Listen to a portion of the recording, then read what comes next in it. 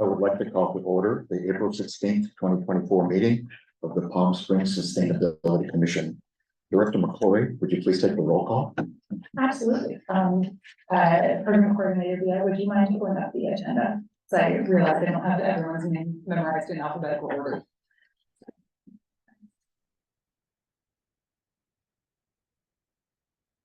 Okay, Commissioner Alexander, Present. Commissioner Barrett, Vice Barrett, Chair Clark, Present. Commissioner Cohen, present, Commissioner Deva informed us in advance he was not going to be able to attend this evening. Commissioner Forster, Present. Commissioner Frick, Here. Commissioner Graham, Present. Commissioner Rotner, Present. and Commissioner Walker also informed us she was unable to attend this evening. Thank you. I'd like to welcome everybody here tonight. We have special guests from DWA, Paul Ortega and Clark Elliott, who will be speaking to us soon. And I would like to welcome any other visitors that are present, either in the room or on Zoom. And I believe Director McCloy will introduce our new senior program coordinator, Leah, later in the meeting, but I think most of you have probably met him by now in other meetings, so welcome. And now we'll just move on quickly to the acceptance of the agenda. The agenda was sent to the commissioners and posted last Thursday, April 11th. Is there any discussion about the agenda? Any changes? Hearing no changes or objections, the agenda has been accepted. Thank you. Now I'd like to move right away into the presentation from Desert Water Agency. The speakers have other commitments later this evening, so we told them that they could speak early in this meeting. So welcome, Paul and Clark.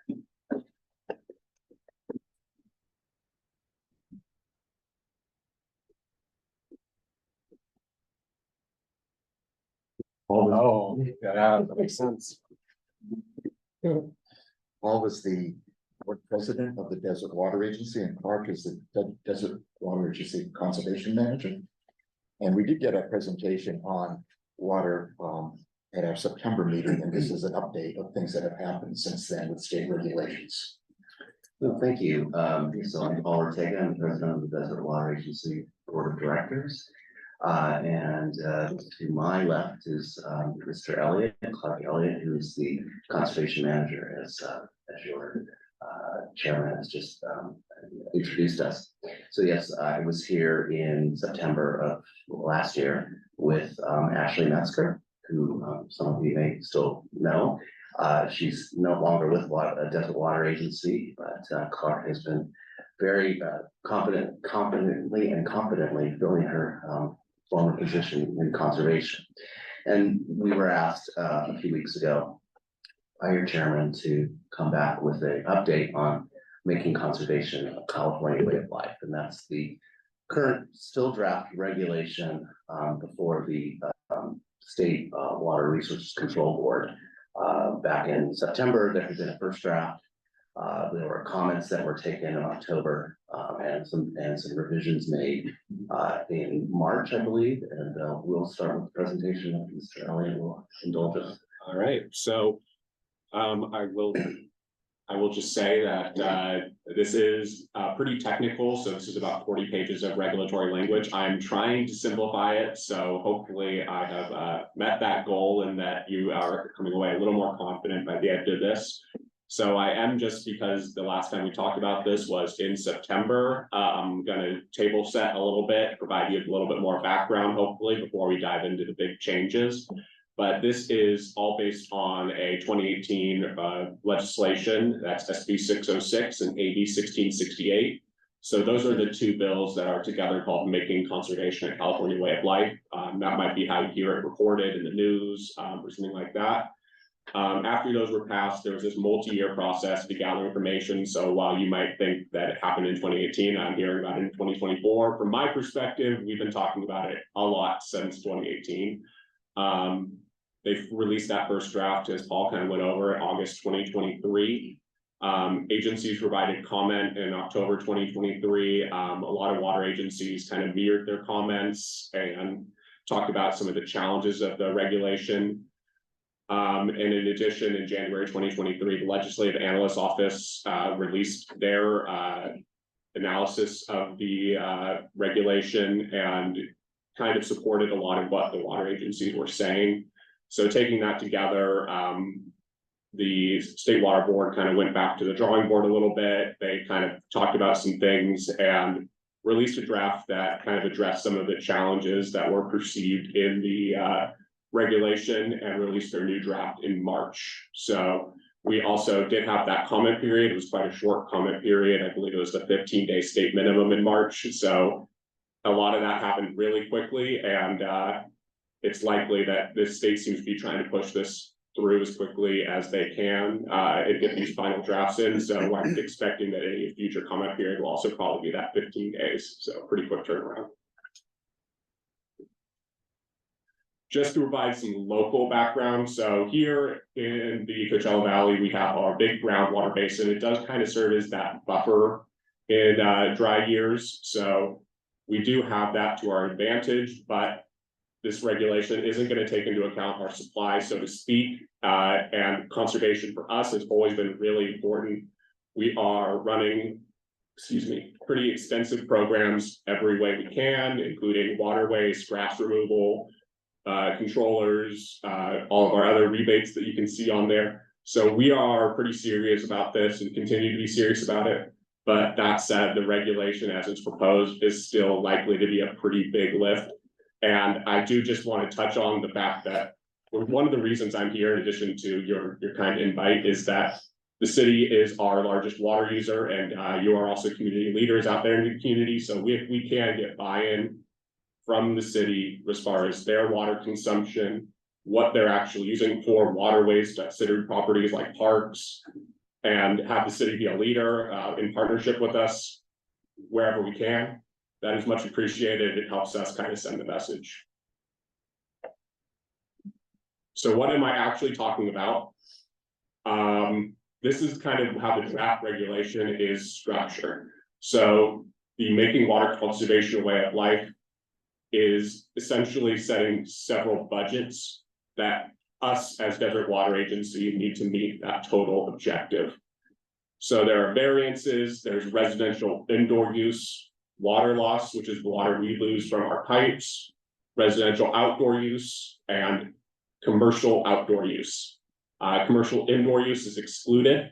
So if that doesn't make sense to you, that was purposely excluded because it varies wildly between different businesses and they didn't want to set one standard. In addition, on there, you'll see the bonus incentive. That's likely not to apply to DWA, but it's on there just for agencies where it does apply. That would be if we were reserving recycled water back to customers as drinking water, essentially. So this is kind of the meat and potatoes slide. This is a lot of the major changes. I'm going to go through them one by one. Hopefully it doesn't take too long, but if there is any confusion, I'll have time for questions at the end. These aren't necessarily in order of importance, but I will say this first one is probably most important to DWA. It's the biggest change in the draft for us. Alternative compliance pathways were simplified. So the state is offering alternative compliance pathways. So it's not just that you need to meet your objective necessarily immediately, but if you meet certain criteria, in this case, having a mean household income below the state standard and also have a large enough objective that you're asked to meet, you qualify to kind of meet it in an alternative way if you can demonstrate both a plan and a way to continue to reduce water use by a certain percentage. And I'll go over that a little bit more in depth on the next slide. The other big change is going to be outdoor standard timeline change. So what do I mean by outdoor standard? So essentially the state, for all of their outdoor landscapes, is providing a different timeline essentially. So they were going to reduce the amount that you are allowed to water for your landscapes, each of those budgets, in 2030 and 2035. They've now moved that and given us an additional 5 years to better plan for those reductions. So they'll now be in 2035 and 2040. And this is all just in the revised draft as proposed. There was likely to be more changes. irrigable, non-irrigated landscape areas are going to be temporarily allowed. So this is a little bit technical, I apologize.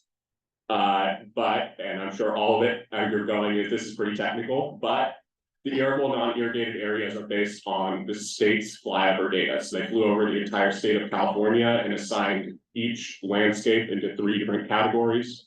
Either an irrigable, waterable area that could be irrigated, an irrigable one that was not being irrigated, but could hypothetically be, and something that simply wasn't irrigated, so just an empty lot. So this irrigable, not irrigated area, this is something that DWA is heavily pushing to allow permanently because there is sort of a favoritism or perceived favoritism within the regulation towards more coastal communities. As areas get hotter and drier, they tend to have a little bit less reliability in this flyover data. That's for multiple reasons. So the water, the flyover is essentially looking for water. So because we are so hot, because we are so dry, water just doesn't stay on the ground as long. And there's obviously kind of a challenge in identifying a natural desert area to a xeriscaped and locally, maintained desert area. I'm going to go and move on to the next one. If you do have questions on that, by all means, but this is actually a pretty big one, this next one. So pools count as special landscape areas. So this is probably the only change within these revised drafts that actually increases DWA's budget. Essentially what this means is that pools are not being held to as high a standard for the outdoor standards. They're being called basically a recreational area, if that makes sense. So they're being given a little bit more credit as far as we cannot really take out the pools we already have. And while they may be more difficult to put in now, we can't really remove all the pools we already have within our service area. So we're getting a little bit more credit from them, from the state. This is maybe the most technical one I have on here, and it's going to hit you with a bunch of acronyms. But this is commercial, industrial, institutional best management practices and dedicated irrigation meters. Interim milestones have been removed. What this is trying to say is that essentially we were being asked to reach out to all of our CII or commercial businesses and at least give them opportunities to conserve, to highlight our programs, and we were being asked to do that at basically about 20% per year. Essentially, they were saying, as long as you are finished around the time that this is going to be implemented fully, you're good to go. So there's no interim milestones as far as doing that outreach, getting people involved in our conservation programs on the commercial side anymore. So we are still actively trying to reach out to those customers, but it's not as daunting of a schedule now. Variance is simplified. Almost at the end. Variance is simplified is essentially going to boil down to the fact that our seasonal population can now be counted more reliably. So we were at the point where, despite us being a well-known vacation destination here in the Palm Springs area, that we are at risk of not being able to count our seasonal population. Now that they have changed this, we only need to report on our population every 3 years. And it's also only, we need to meet 5% of the individual residential indoor use budget. That means that it's highly likely we'll never have an issue counting our seasonal population, but it was at risk in the previous draft. And then compliance moved to 2027. This is pretty much exactly what it says on the tin. Essentially, they're going to make us report before 2027, but they won't hold us to any compliance deadlines until then. Okay, now I'm going to try to get to the local impact. So DWA is still required a very large reduction. So this doesn't really change the budget a whole lot for us. The real reason that this is a much more favorable draft, in our opinion, or at least in my opinion, is that this is likely going to help us qualify for an alternative compliance pathway. based on what is in the current revised draft, we think that there shouldn't be an issue of qualifying for that. That said, any alternative compliance pathway, even if the best case scenario, is still going to require us to reduce at least an average of 1% per year as a rolling 3-year average. That is not easy. That's not simple. It's not necessarily like that is going to make it everything perfect necessarily, but it's significantly better than what was being proposed and what seemed to be the direction things were moving. So we will still need to do all of our conservation programs. We're likely to still need to do enforcement of existing waterways prohibitions, in addition to potential new waterways prohibitions. It's still likely to have some direct and indirect costs to DWA customers. So making conservation a way of life is not necessarily cheap in the short term. The hope is that it does help us eventually in the long term, but it's likely to still be a transition for the community and have some costs in the interim. Okay, the State Water Board has indicated that there will be another draft release and comment period in May. Again, I think that's pretty likely to be another pretty short comment period. It seems like the state is moving to get this passed by their deadline of summer 2024. And DWA is going to continue to provide comment. One thing that I will mention is this last draft is that while a lot of water agencies were a little seeing it more favorably, not everyone did. There were still some organizations and NGOs, people like that did not like all of the changes. So we are still trying to move this in a direction that's achievable for our community. Okay, I know that was a lot. Hopefully there's some questions and I didn't go completely over everyone's head. I don't know what order we're doing it, sorry. Okay. I had a question, last presentation, I brought up this question, and Ashley referred me to a link on a website. And I was just curious, is the aquifer in overdraft generally over the last 10 years? When I went to the website she referred me to, it seemed to be, the graph shows that we are in overdraft. So is that the case? And if it's the case, then how do we prepare, for that specifically? Because this is kind of, abstract coming down from the state, but if we're in overdraft continually, how do we deal with that? I'll take that one. Okay. Since that's our responsibility as a board, as a water agency. We are not technically in overdraft. Oh, that's good. So we, in conjunction with our partners at Coachella Valley Water District, are responsible for maintaining the level of the aquifer. And we do that by importing water into the Coachella Valley, and that's what those settlement ponds are north of Windy Point and also in Mission Springs. So there essentially are two basins, the Mission Springs Basin, the Indio Basin. Those are the two aquifers that we primarily use to supply water to the entire Coachella Valley. We are in a healthy position right now. There are lots of state reports and regulations that require us, basically require us to be in compliance by supplying imported water, as I said, into those percolation ponds, which then feed the supply the aquifer, and then we use that process as sort of a savings account, I guess you could call it. We put the water in, we leave it there until we need it, and then we pump it out again. We are a member of what's called the state water contractors. We and the Coachella Valley Water District. So we basically participate in this program in the state that brings the imported water here, and we are continually being involved in those programs to find additional sources of water in order to do that. Are those sources going to be cut as part of any of this process with the state and the Colorado, river basin, going into? There's potentially an indirect impact from the Colorado River, but the programs we participate in they're seasonal. So you hear about, when the governor goes to whatever this place is in the Sierras where they measure the snowpack, and there's a lot of, cameras and and sort of, drama around that.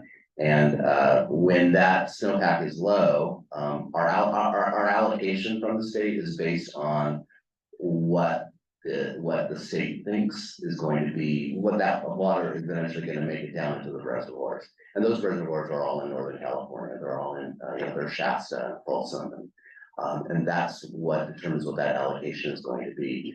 We typically have seen that allocation starts out low, like they'll do sort of like a preliminary allocation, and then that number sort of increases.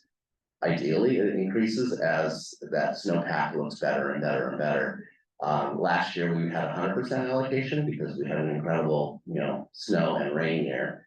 But this year's been a good year, but it hasn't been quite as impactful as the previous year. So, we're still waiting to see what that final number is gonna look like. Is the Coachella Valley Water District, not putting water into their ponds over the next few years? I read some article that there was some kind of water transfer going on where they're going to basically bank the water somewhere else or something. Well, that's part of, so the Coachella Valley Water District, unlike Desert Water Agency, has a direct right to Colorado River water. Right. So and that's basically services the farms on the east end of the valley. We don't have such rights as a water agency. What you're referring to is that they agreed to leave a certain amount of water in the Colorado River for the protection of the river in exchange for a financial payment. Those ponds that you were referring to are on the east end of the valley. They're not the ponds that I was referring to on. But those still recharge the same aquifer though. that we Yes, all draw from. yes, they do.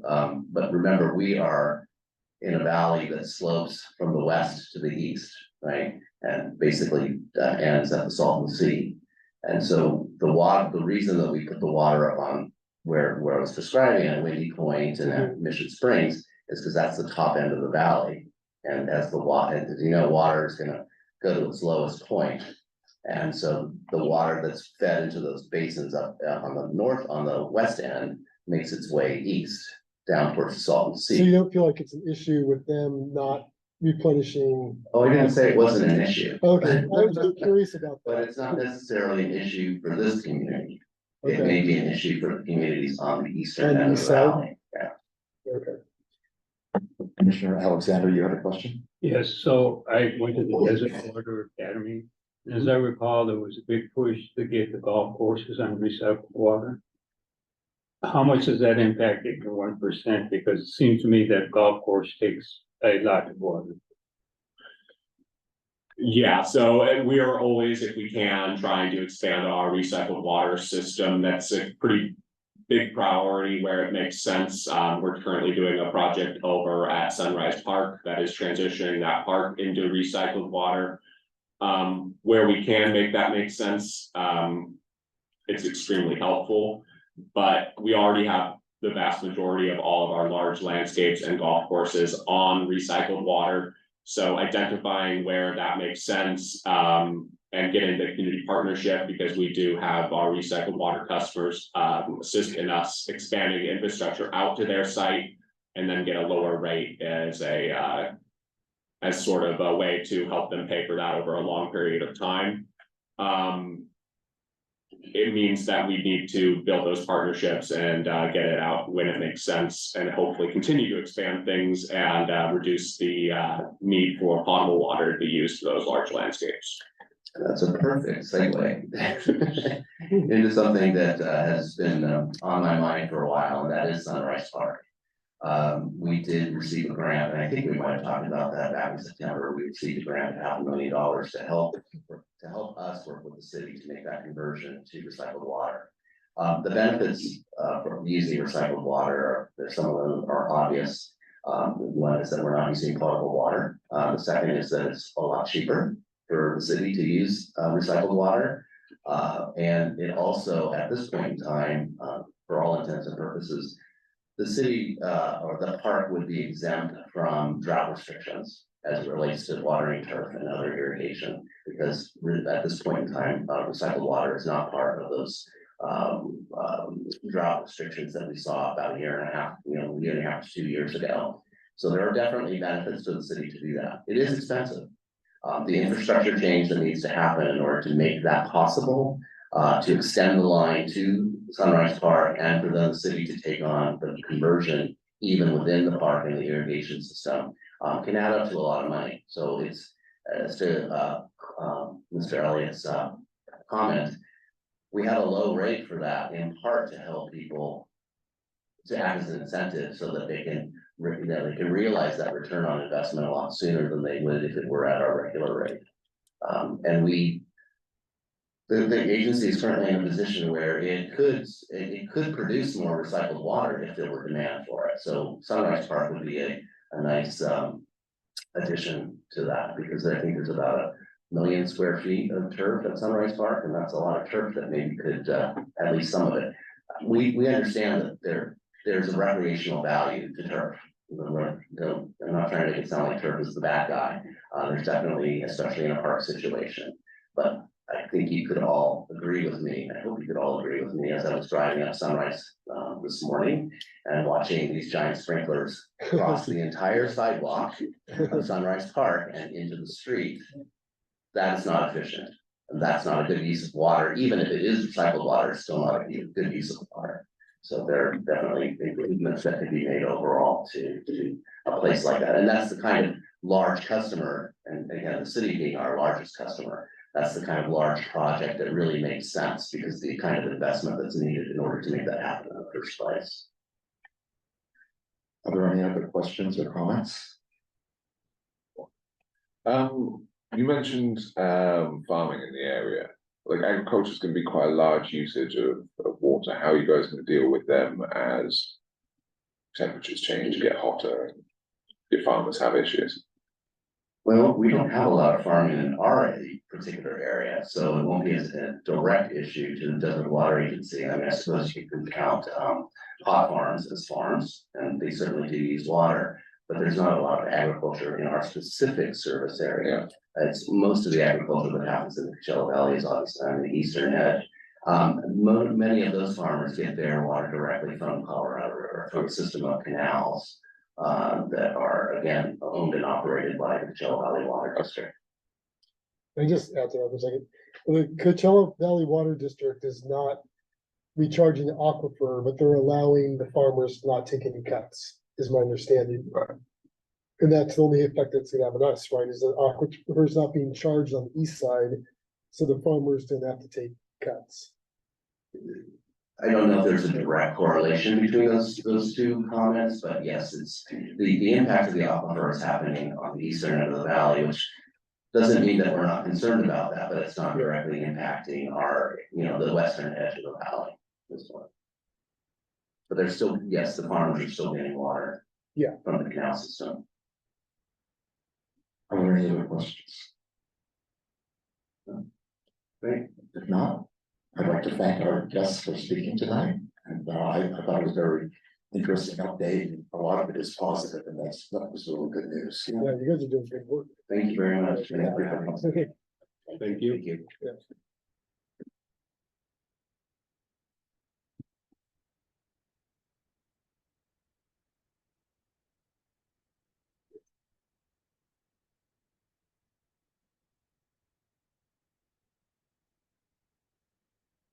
Moving along, then.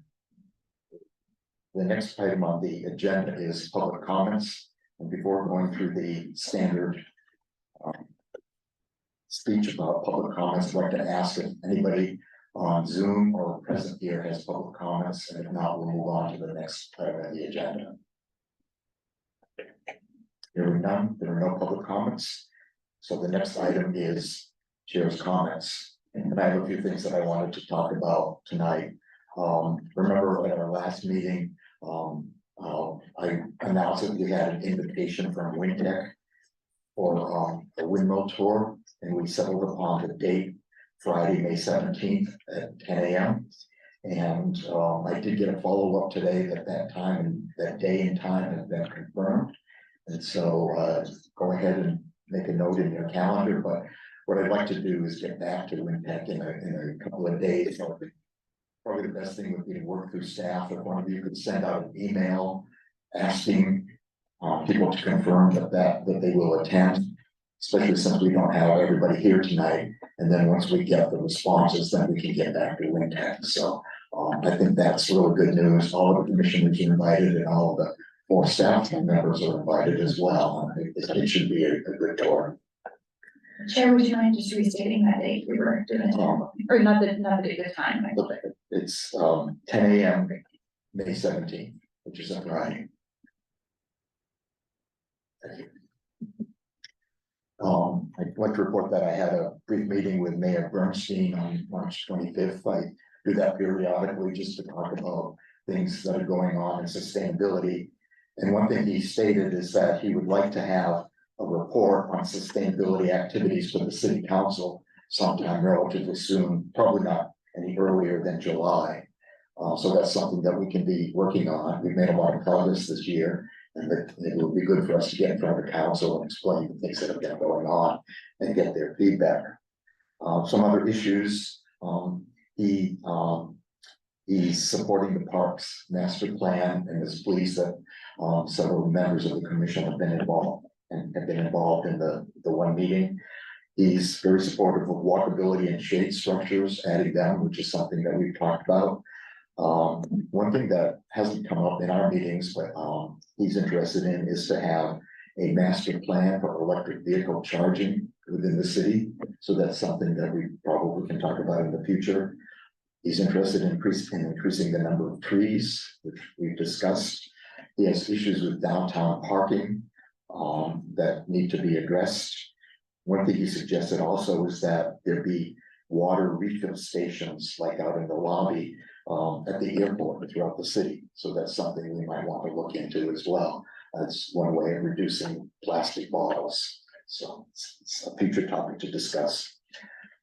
One other thing that I thought would be of interest is that at the meeting last week, the city council voted to approve $80,000 for the Public Arts Commission's Beautiful Shade project. You'll recall that we had a presentation from someone from Public Arts and Parks and Recreation last fall, and they were talking about their plans and asking for input from us. They do have a go forward plan where call for artists will go out in June, and then the pieces will be installed a year from now. So this is something that actually Commissioner Durdahl is particularly interested in, brought up several times. It might make sense. He might want to form a subcommittee to work on that. So I'll contact him. And if anybody else is interested in that, please let me know. Please let me know.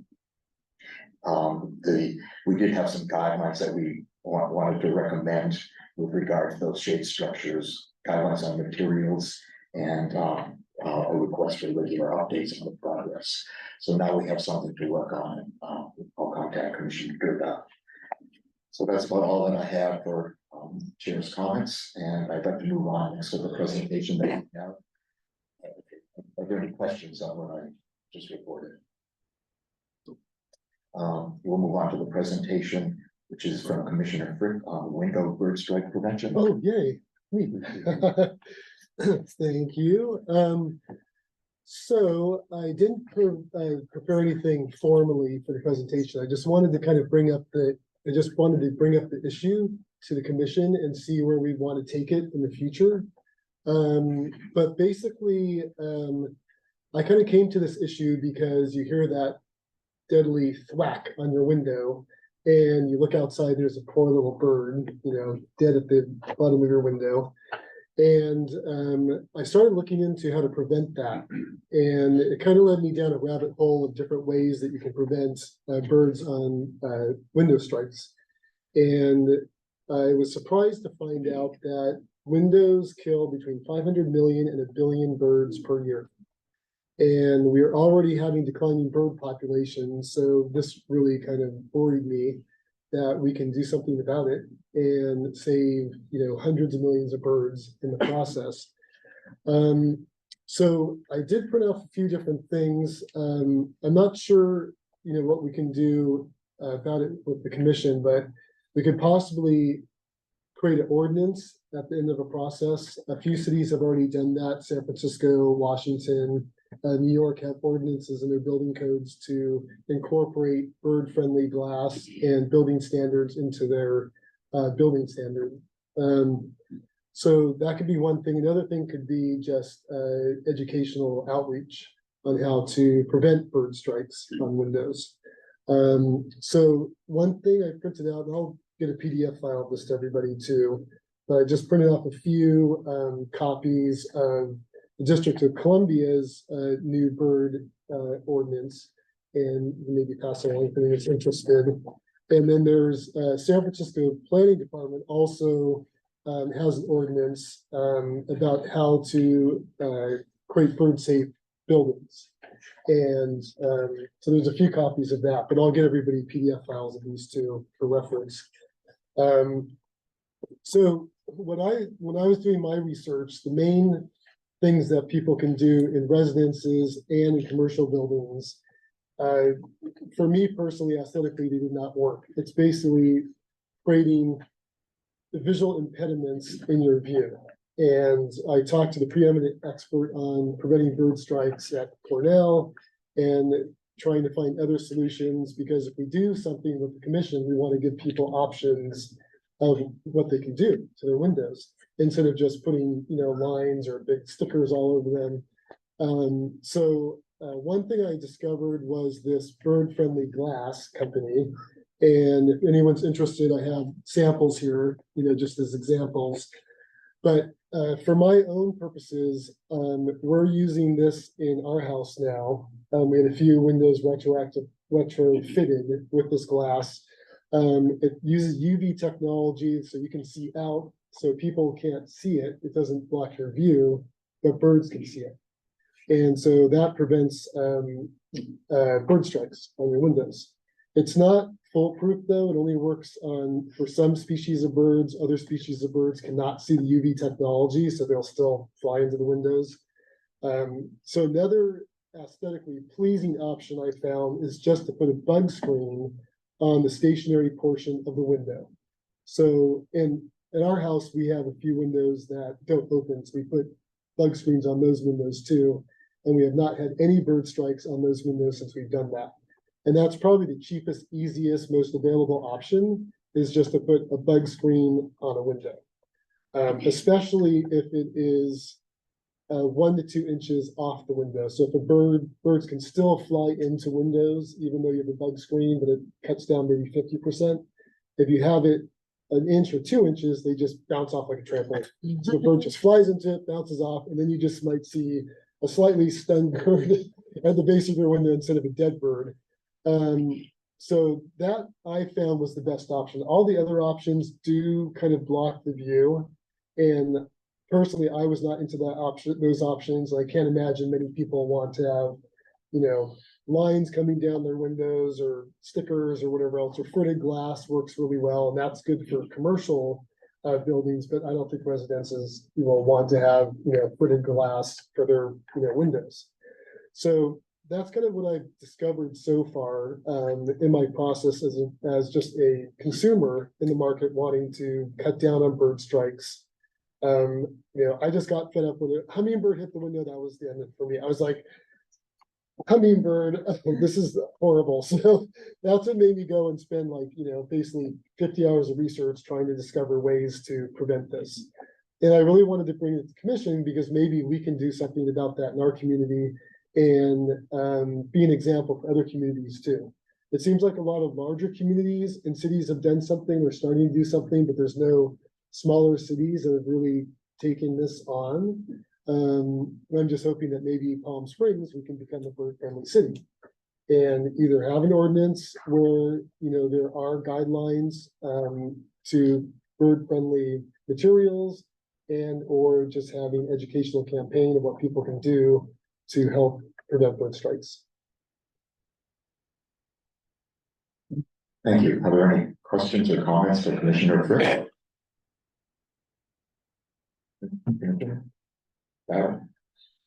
If I can remember this part, I hit the button. It seems that a lot of the regulations are about tall buildings, but birds do strike residential buildings. And So, I mean, that could account for why San Francisco, but not Palo Alto or something like that, has a regulation. But there are a number, I forwarded name. Commissioner. There we go, thank you. An article which came up just this past weekend about bird strike efforts in Texas. Yeah. And it was surprising how much they've done, but it indicated that there were things like there are seasonal variations Mhm. and the amount of light in the house affects whether or not there's gonna be a bird strike. It's like light at night. So there's all these things that can be done to alter the chance that don't necessarily require hiding views and things such as that. So it seems like there's a fair amount of, it would seem that as a city, we could say, you know, we're going to encourage this, and we've come up with some dynamics that the planning commission knows about, that they suggest, or something like that, about how you do this to resolve the issue. I mean, if it's seasonal, then maybe we say, you know, there's too much, according to the article that he got, that I sent him, there's periods like only like 2 weeks, when it's only 2 weeks that it's really bad. Or something like that. So you can make some changes in just how much light you have in your house at that point. So, I mean, there's a whole variety of things that might be doable here, but that's, whether or not that's a sustainability issue is one question. But it seems that there's something worth achieving in terms of helping create an environment of let's watch out for where we are and what we do to nature. So. Yeah, and you've brought up some good points. There's about 45% of the bird strikes are on residential structures. And then there's about the rest of it's in, you know, commercial buildings. And you're right, most of the regulations that are in San Francisco, New York, and Washington, DC are for commercial structures. They're not addressing residential, you know, buildings. They don't require anything, you know, to be done with residential buildings. And the seasonality, Coachella Valley is a migrational path for a lot of birds. So you're right. It's like, you know, in the spring and the fall, it's probably the worst here. And according to the Audubon map, there's Coachella Valley is considered like a medium migrational path. There's higher paths and lower paths, so we're kind of like in the middle with the amount of birds that we have coming through. And yeah, those are great comments. Yeah. Commissioner Alexander. So I was just gonna add out at Maryland, the Humidity Center is glass on both sides. Even as a human being, you can look straight through. Yeah. And I guess they get a lot of bird strikes. Yeah. So I'm gonna take this back to them and see what we can do. Plus, we have lakes. The ducks and the birds come to the lake, so they come to our area anyway, just because of the water and there's food. Yeah. So they're flying exactly. around, Yeah. and the Humidity Center just looks like a straight through shot. Yeah, and we have friends that live on Indian Canyons, you know, golf course. Yeah. And they have glass walls around their house, Yeah. right on the golf course, and they even have falcons running in and dying, you know, on their glass walls. So, you know, it's pretty bad. And it's a simple solution too, like those glass walls, people can just put, you know, lines on those, and you know, you're not gonna be looking out that glass wall all the time. So there's ways that can, you know, each situation's a little bit different. It depends where your house is, where your windows are facing. Some windows are worse than other windows. And just like you were mentioning, if there's two giant, you know, glazed areas that you can see through, birds are just gonna hit that all the time. So, yeah. Yeah, I can tell you up in Northern California, this would not work in Palm Springs, but they give owl statues and put them up on the edge of the roof. And so the birds see what they think is an owl, they won't. And a lot of people have just owl statues up there. Sometimes it's, the wings are out like it's ready to go, Mhm. it scares them away. That wouldn't work here, but that's one of the things I've seen. We have owls. I know, but like HOA isn't. Oh, that might. Commissioner. I was just curious, the glass. I'm just thinking if we were to like propose an ordinance or something and recommend incorporating the bird safe glass, was it cost prohibitive or was the glass itself? It is more expensive, yeah, and basically what a lot of cities and bird lovers are trying to do is trying to create a critical mass of, requests for this kind of glass. That brings the price down, of course, so they're just trying to get more and more cities on board. And, and even there was, in the Senate, there's been bills proposed for these standards also. They just have never passed through the Senate. So they're trying to get federal regulations too, but it just never got off the ground. So a lot of cities are just taking it upon themselves to have their own regulations around this. And I've talked to this glass manufacturer and other manufacturers and window glazers, and they said, yeah, if we had more requests for this glass, we could just sell at the same price. The manufacturing doesn't cost it more. It's just the fabrication and the bulk orders of it. Got it. Yeah. So are any commissioners wanting to move ahead with this? We have some options, perhaps looking at an ordinance or educational materials. If anybody's interested in working with Commissioner Frick, perhaps we could set up an ad hoc subcommittee and report on progress in the future. Also, I supply tiramisu too. Yeah, so if you want to get together. Yeah, that'd be awesome. I mean, I've had a bird hit on the window. It was very odd because it was just like 5 feet off the ground and it had to go through under, we have an overhead. Yeah. I don't know why it even did it. So that sounds great. So if you two commissioners can get together and work on this, perhaps we can report in the future. Yeah. Commissioner Barrett, Yes, you'd like to participate? Yeah. It's Commissioner Barrett. So I'll leave it to you three to get together and I think we can do that informally as an ad hoc. That's correct. subcommittee. Yeah, you don't have to post an agenda, you can just talk. Yeah. Come to my house, we'll have tiramisu. I will also note that Specialist Wheeler's been looking into this issue as well. I don't know if there's anything you want to share about the research and things that you've been Oh, you doing, that have? might also support some of the work that you. I haven't been doing too much research, but it is like an implementation item in our master plan, like a bird friendly design guideline. And there is like bird friendly community organization similar to the Tree City, Mhm. but unfortunately they haven't gotten to the state of California yet. They're only in a few states and they said they're working on it. I did reach out to them.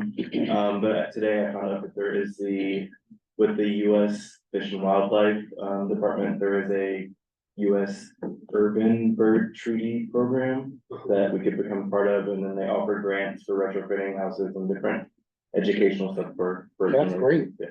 Yeah. But I'm still looking at the details of that program. So I just contacted you about that too. Yeah. Got it. Okay, good. So that's good news. So the subcommittee will get together and basically let us know when you want to make a report, then we can do that in the future. Great. Thank you very much, Commissioner Frick. Thank you. And now we'll move on to subcommittee reports. And the first one on the agenda is the Standing Subcommittee on Waste Reduction. Commissioner Barrett.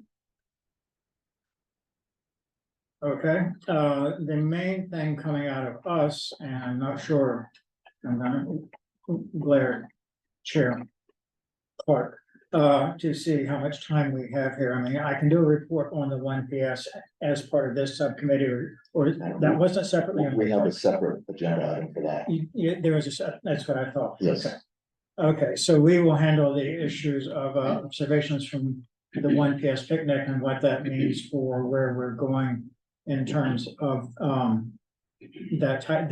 those issues will come up in the next section. Okay, so the main other thing then is that we discussed in our meeting the potential of talking with a local leader in 1PS who has had experience with working with organizations, restaurants, hospitality industry organizations, and getting them to be part of creating a more sustainable environment in terms of how of designating restaurants as being green, in other words, following all the appropriate procedures and such. And so we're going to follow up with that. And I think that's one important part about how we might start marketing being sustainable. And so that's coming up for us. The main other thing for us, 1383, the compostable. There's movement on that, which is good, particularly movement on multi-unit housing, and how we find compliance within those. And I think that you're gonna mention that also. I'm looking at LP. I wasn't planning on it, but I can. Okay, all right. Okay, and then Earth Day again, we all picked. So that would be the report then from the subcommittee. Any questions for Commissioner Barrow? Moving along to the Standing Subcommittee on Climate Action, which is the subcommittee I'm chair of. I believe the report from our March 13th meeting had been distributed previously, and the report from the April 10th meeting, which was just last week, I'm still working on, but I have a few things that I wanted to report on. The first is that we had a brief discussion at the beginning of the meeting with members of Code Studio, and they're the consultants for the zoning code update, which the city is undergoing currently, and along with the planning department and the planning commission. And basically, they asked for input from subcommittee members about things to consider in updating the zoning code. And we mentioned things that we've been talking about in these meetings for a while: shade structures, trees, landscaping, outdoor lighting, and walkability. There was a question about what's the difference between the zoning code and the building code, and the simple answer, and don't ask me any questions, is that the zoning code really deals with spaces between buildings, places of buildings on sites, orientation and landscaping. And the building code deals primarily with what's inside of buildings. But we expect that there'd be more opportunities for the members of the subcommittee to interact with the consultants going forward. We had a broad discussion about air quality issues. You may recall that we talked about that we've had discussions about wood burning fires in the subcommittee, and we've kind of broadened that. And we have a couple of actions that we're going to work on. One is to look into Subcoast Air Quality Management District rules about wood burning fires. They do have rules for LA and Riverside counties, but the rules don't include the Coachella Valley. So that's something we'd like to understand better. And also, we've talked about ways of educating residents about air quality issues. So we'll be reporting more on that in the future. Then I believe I reported last month that in March, we had a presentation about the CD Link by one of the members of CBAG, Erica Pelchi. And one of the takeaways of that meeting was that there aren't many planned accesses to the CD Link in the city. So we had quite a bit of discussion about that. I actually reported it at the District 1 meeting, which is Grace Gardner is the District 1 council member, and also reported it in the discussion with Mayor Bernstein. Turns out that District 1 has more miles of CD Link in Palm Springs than any other district, so it was quite a bit of interest by council member Gardner. So what this leads to is that we should start working on a plan for going forward to identify where there should be accesses and actually have the accesses happen. We need to work with engineering, also taking into account interfacing with bike routes and planned improvements on sidewalks, basically looking for a more integrated network of walking and bike riding, including what we have in the city and what we have on the CD Link. And I plan to do public comment at the Measure J Commission meeting this Thursday, just to bring up this topic. I think Measure J would be a good partner in working on sidewalks and bike paths and accesses to the CD Link. So I'll be making a public comment at that meeting, not really asking for any particular money or plans, but just to get the thoughts going that we all need to start working together, really to make our transportation, active transportation in particular, more effective. And one final comment is that basically we've been in an educational mode in this subcommittee by having CBAG report, and and so forth, but, I got a confirmation yesterday that representatives from Sunline will be, attending our May 8th meeting, and that will include the CEO of Sunline. So, actually, some other commissioners not on the subcommittee may want to attend that meeting. They can attend as the public, but it should be quite interesting to hear from Sunline in that meeting. Are there any questions or comments on that report? Yes, Commissioner Green? Commissioner, or Chair Clark. I apologize, I didn't make that meeting. Of course, it's been a very important meeting and I didn't make it. I hope that meeting was recorded so I can actually go and get more information or you can share information with me because I missed that meeting. It was. And it was an important meeting for me and I realized that, but I couldn't help it. I didn't need that, but I apologize. That's quite all right. I wanted that, felt bad. Thank you. Well, there'll be more discussion in the future. As I said, these are educational meetings and they're giving us things to work on as we go forward. And I want to put on that. Thank you. So on the TV link, I just happen to have a update from Four Seasons, and they're saying, because I thought Four Seasons was gonna be an entrance to it, and it's not. It's not. Doesn't even look like it's gonna be on top of the levee, it's gonna be down in the wash, I It- don't quite get that. Well, I can explain offline. I live there. Yes, yeah, but the Four Seasons has been notified that the construction is going to be starting behind the community very soon. So it actually won't be in the water, It will be in a wash. because the wash gets Well, water. I well, live there, it gets water. the short answer is that there are privacy and security problems by having CD Link on the levee going that close to a community. And it was agreed by the city council and CBAG several years ago that the CD Link would be moved to the downside of the levee, going past the community. So as it crosses over Indian Canyon, because it's gonna go down by the tram, Yes. Well, that's further west. right? But if it's coming that way, it's gonna have to come up It- from Indian Canyon, which has its own problems. It'll go back onto the levee as well when it passes Four Seasons. And the levee is Riverside County property, isn't it? I don't know. I walked on it, it's got a very big sign that says don't trespass, it's Riverside County. So, Okay, well, I would assume so, but I'm not positive. about yeah, and there are other. they have a sign that says it there. Okay, that. That would seem to indicate probably. that does make sense. Yes. You're right. And whenever we're discussing CV Link, I wish there was a way that it was easier to talk about the portion of CV Link that is heavier used, but is not as evident, which is this long, is somehow missed, the whole link through the Topless Creek Wash. And that is under construction, Yes. so just that point. Mhm. You know, we talk about CV Link as being that portion out there, which is actually area one of the district line.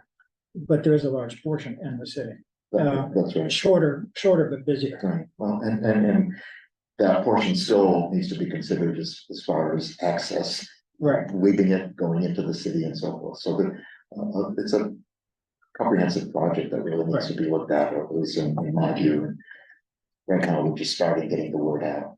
right. Any other questions or comments? No, then we'll move on to the director's report, Director McCloy. Well, first I would like to thank the commission. I think this is the longest I've gone without talking in a commission meeting. And it's really nice, like, I'm really enjoying learning a lot, listening, really fun twist. Nice to be here with everyone. Thanks everyone for attending. So, the main information I wanted to highlight, is to introduce our newest team member. So I will leave it to Ben to introduce himself and maybe tell us a little bit about his background, but he's joining us as our senior program coordinator, primarily focusing on outreach, events, and engagement. So that means working a lot with this commission. We're gonna start receiving a lot of emails from Ben. Obviously, you know where to find all those, but Ben will become kind of the main steward of this body.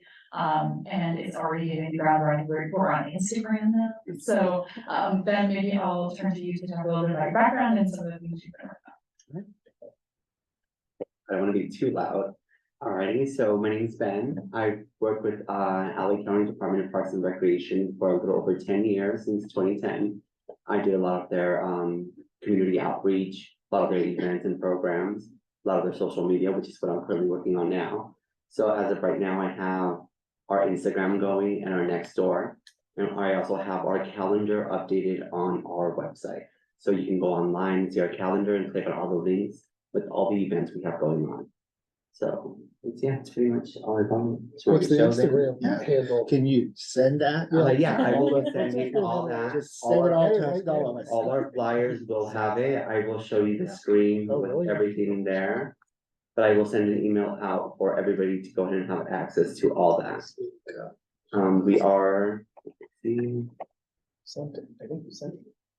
Instagram. I mean, my council email still doesn't work. so we Okay, well, do, we should talk about that offline. We should talk about yeah, it. so we have our events calendar. When you go to our website, as you can see, we have all our events already. Our pre-shredding is on, pre-shredding is on from the 15th to the 18th, starting at 7:30.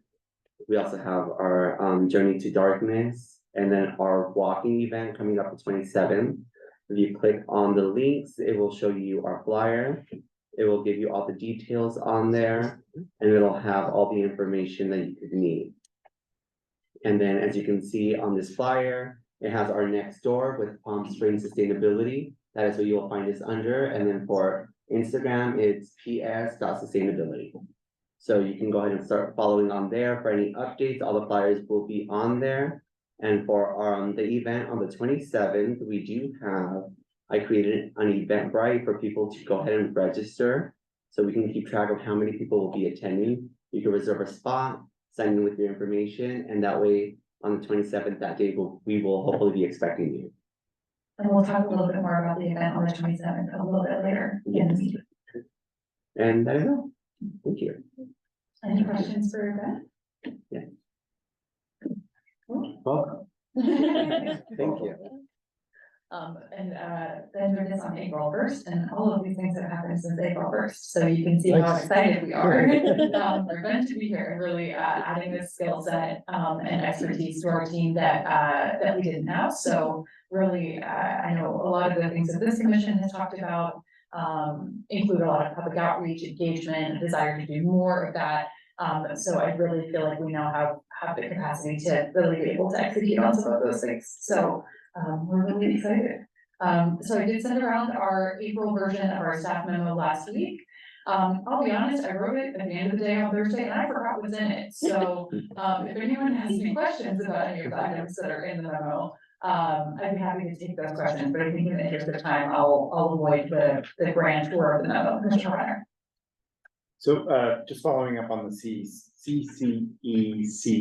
Yes. Any Yes. information on? Sure, yeah, so we'll have a little bit more information next month on this because they're finalizing the agenda now. So the T conference, I think I mentioned really briefly last meeting.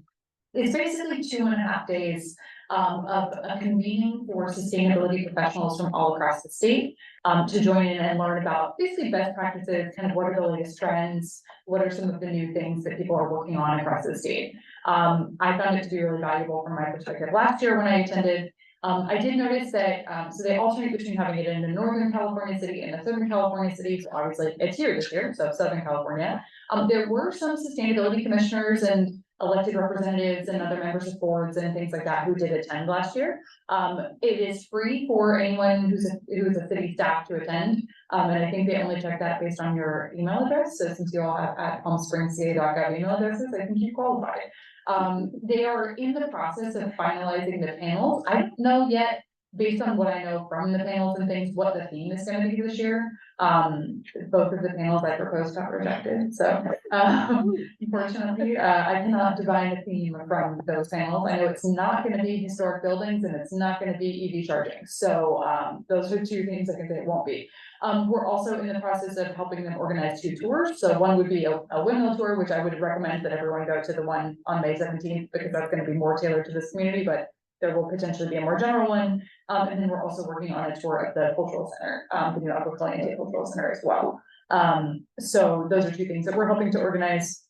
And there will be a variety of also probably different receptions and things. I know there's gonna be a number of the fellows from Juliet's fellowship program who are gonna be attending the conference. So there may be a convening of those fellows. We'd love to highlight and support that program. So the registration is currently open if anybody wants to sign up for it. I believe it's June 25th to 27th, but it might be 24th to 26th.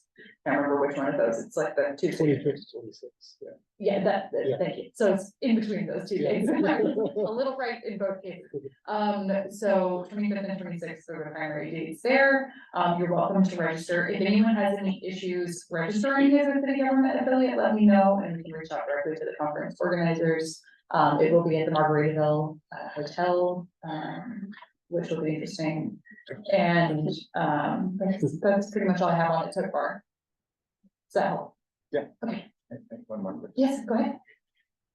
You may be bringing this up, but the shredding event, Yeah. do you need help? We do need help. Thank you for bringing that. So, I'll talk a little bit about events now. We are very busy these past couple weeks. We like, if you look at our team calendars, I don't know, maybe all of you have very high powered professional and volunteer commitments and things. I look at our calendar this week and I cry. Very, very messy. So there's a number of things that we've got going on and a couple of volunteer opportunities that we want to highlight. So one is the shredding event is going to be on Saturday. It's coming back, the grand return of shredding. We will be doing shredding in the back of City Hall. I'm remembering my call and response from 1PS and I almost said the wrong thing. We led all of 1PS in a call and response about where each event was going to be. So shredding will be in the back because that gives us more space for people to line up. And then we'll have bulky item drop off and e-waste drop off in the front. So anyone who needs to drop off those items, you can do that. If you also have shredding to drop off, you can actually do that this week. So you'll get to see one of our 4 lovely faces. We are the security for the shredding. Very scary. So we've been sitting in the front with our front desk experts and things like that. The chairs are really comfy out there. And so you can drop off any shredding during the front desk hours, which are 7:30 to 5:30. I do encourage as many people as want to do that so you don't have to stand in the line. We're only, we don't have an infinite number of shredding trucks, so we're gonna get as many people shredded as we can. We may fill up at some point during the day. So shredding, I recommend generally coming early. You wanna guarantee you have access or drop it off early, I would prefer. Bulky items and e-waste, if you only have those, you can probably wait until a little bit later in the 8 to 12 window because, usually we have plenty of capacity for those drop-offs and you'll miss any of the lines and cross for shredding. So if you come after 10. We would like to have at least maybe one, I would love to see 2 commissioners hop over and help us out. That way we would have one person at each of our entrances and exits. You'll have Ben and Juliet running point on the event on Saturday. So if anyone is available, anytime between 8 to 12 window, we'd love to have the additional capacity. We will also have Christian at the farmer's market on Saturday, with West Coast Arborists hosting Aspen Arborists at the farmer's market. So if you have tree questions, Christian's going to be leading the tree zone. And then Chair Clark is going to be bringing some milkweed plants for donation as well, and some other native plants for people who are interested in getting. That's this Saturday? This Saturday. So we got a lot happening. Saturday is a busy day. So block out your Saturday. Does anyone have any questions or comments about the events of Saturday, the 20th? Commissioner Barrett, I saw a hand from you. Yeah, actually, I was just gonna say that I dropped off today. It actually worked very fine. So, but you need a little bit of something to act as a feeder to get people to put it into the. Oh, we have an issue with dumping. Okay, we'll think on some geometries and make some, I'll have to pull my rusty mechanical engineering degree out of storage. We'll see what we can figure out. I didn't hear any of that, but that's okay. Anyway, I will come over and help, PSDS a little bit on Saturday, so, but I'm not an early morning person, so anyone who wants to come early morning, I won't be there. And then I have an unrelated note to your notes. Let me finish events first and then we'll come back to that. Any other questions about Saturday's events? And we're gonna, Chair Clark, I'm just skipping ahead to the Earth Day month section of the agenda, so we'll just shift the time. So then the following week, there's a couple of things happening. So one is Earth Day is on Monday. Happy Earth Day, everyone. The city council did issue a proclamation observing Earth Day, and Arbor Day as well. So, those were issued at the April 11th meeting. They basically were like, it's Earth Day. That's great. We love that. So that's on Monday. On Wednesday, we have Commissioner Rogers hosting the Journey to Darkness. Do you want to share anything about that? And if you need any additional assistance with that event?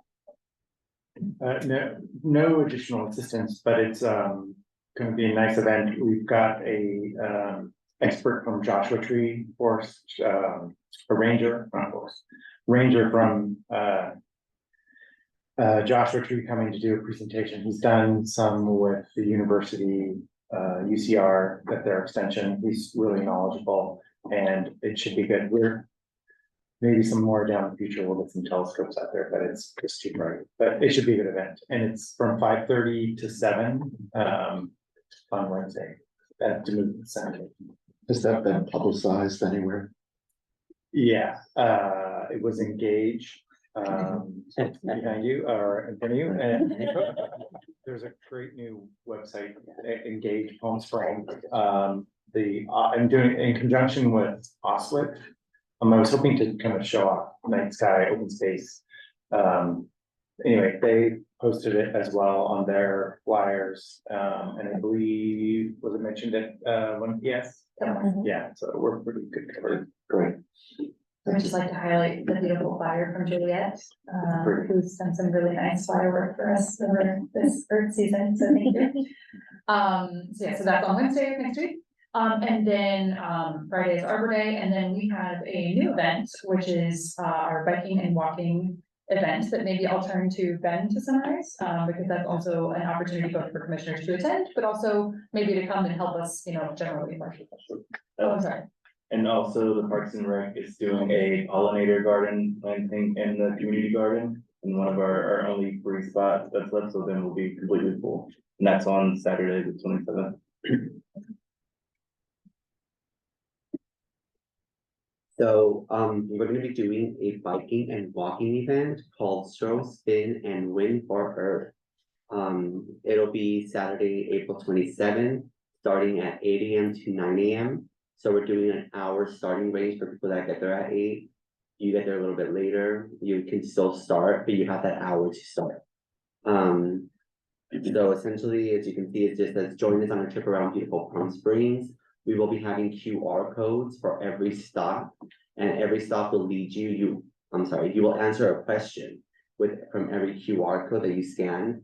And then once you answer that question, even if you get it wrong, we will notify you, let you know the correct answer, but it will lead you to give you a new address for a new location to walk to or to bike to. Once you complete the full circle, it'll lead you back to a surprise destination or location. Won't tell you because it's a surprise and it'll ruin it, or a VIP location.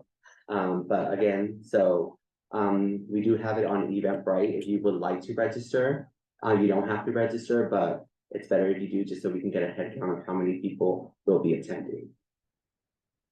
Yes. How sort of long is the potential path? Because cycling will be fine, walking maybe. We're estimating about 40 to 45 minutes per walk and biking. So we just extended the biking route further out. Oh, okay. So it matches up to the people who are walking. All right, okay, so they are different routes. It's not like Yeah, the bicyclists. Christian took care of making sure that the 45-minute bike matches the 45-minute walk. Yeah. Thank you, Christian. Any questions? So just a quick recap, would love to see 1 to 2 commissioners join us for shredding on Saturday. We have Commissioner Barrett, who will be joining us in the mid-morning era. And then would love to see any commissioners, mostly who just want to attend, Stroll, Spin, and Win. Or if, anyone is interested in helping us kind of, give people directions on what to do, et cetera. Those are our 2 big flagship Earth Day I can events. probably join mid-morning. Okay. I have to do No worries. before then, but I can probably be there by 10:30. Okay, cool. Yeah, we'll be here. So I'm sure will it looks like it will be. My favorite thing about shredding this weekend is that we're getting the big light up signs, that they use when they close the wash and stuff. They're gonna bring those and let us use them. I'm really excited. So that will be available. Oh, man. Yeah, go ahead. Underneath that I'm loud. So one thing I do want to add is if you have any ideas with events that you wish to do, I am more than welcome to listening and hearing them out so we can potentially do something with whatever you guys have in mind. So feel free to message me. I love to talk. So we can email back and forth, give me a call, and I will be available. And we have many more exciting things coming for summer and fall, so including induction cooking and more tree stuff and all kinds of things, so, yeah, and things are coming. Yes, That was my point, the induction cooking, a lot of people have no idea what it's about, so I think it's a good idea to at least start something and have it sort of regularly. Though I don't wanna see us having to do a home cooking show, but, but I think it, it's important to get people, that's how we get them to start thinking about getting away from gas stoves. agreed, and yeah, so there's a few different, and you'll hear me kind of use this framing a little bit more as we talk about different topics over the next couple of months. We're at different stages of awareness in all of the different things that we're working in our community to do. Induction cooking and home electrification, based on some of the survey work that Juliet did and just kind of our work in the community, even work with contractors, we are at a very early stage of awareness for a lot of our home electrification. I would say this group probably has the most awareness of any collective group in the city of Palm Springs, maybe not definitely, but I would hazard a guess. And so we think that when we're planning events around induction cooking, it's really that very introductory stage that we're trying to hit. It's just like, what is it? Like, how do you do it? So, so we've got some different ideas on how we're gonna do that, but wanna make sure that we can give those time to flourish and get those executed. And what pans to use. And what pans to use, yes, not all pans. And I'm in the market. Pardon? I'm in the market. Oh, great, okay, that's great news. I know every time I mention this, someone is like, I either just got one or I'm about to get one or something, so it's gonna be good timing. So we're just, we'll pull together the resources and we'll do something about it. And hopefully be able to feed people. That's been a surprising wrinkle. People are like, well, we wanna do the demo, but we don't wanna feed anyone. I'm like, what? There's no like boiler egg over there.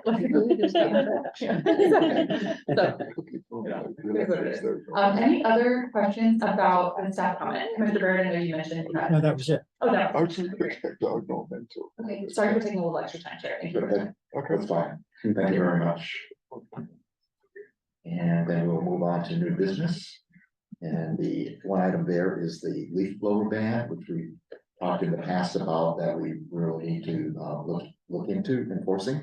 So Director Chloe. So I made slides. Full disclosure, I made the slides at 5, so I can maybe mess something up. But maybe can I just slide left and slide this one? Thank you. Okay, so I'm gonna give a short update basically about what has changed in the past year. I'm happy to answer any questions and I've got a brief summary about kind of where we've been as I understand it, because also, the leaf blower ban definitely predates me in my role here. I've got some information about where we've been. If anyone has any history, oh yes, thank you, Chair Clark has brought some of our enduring graphics on leaf blowers. So if anyone has any questions about the history, I know Chair Clark was really involved in the development of this ordinance. I know many of you have been in different ways, and I can also answer specifics if there's some things that I missed. So a relatively short presentation, mostly focusing on the past year of enforcement. So, quick summary of the current regulatory framework that impacts gas powered leaf blowers. So there are two pieces of legislation, or two frameworks really to have in mind here. So locally speaking, the use of gas powered leaf blowers has been banned by ordinance here locally since 2019. There were 3 reasons why that was kind of brought to the fore. So one was noise, as sort of an environmental quality of life concern. Air quality, so the air quality impacts are most acute for people using the leaf blowers.